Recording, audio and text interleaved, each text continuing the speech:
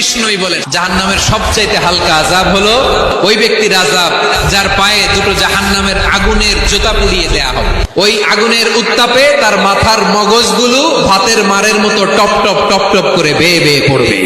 জাহান্নামের ভেতরে লক্ষ লক্ষ কোটি কোটি কাফির মুশরিককে দেওয়ার পরেও জাহান্নাম বলবে হাল মিন মাজিদ, আরো আছে নাকি, আরো দাও, আরো দাও, আমার ক্ষুধা নিবারণ হয় নাই।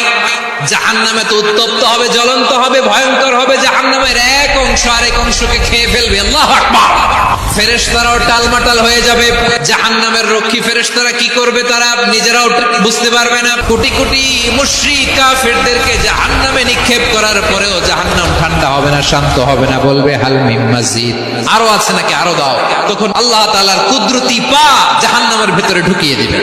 দেওয়ার সাথে সাথে জাহান্নাম থেকে আওয়াজ আসবে অত অত বিইজ্জাতিকা ওয়া বিকারামিকা, আল্লাহ আপনার ইজ্জতের কসম, যথেষ্ট হয়েছে, এনাফ এনাফ, আর লাগবে না। সুবহানাল্লাহ বল।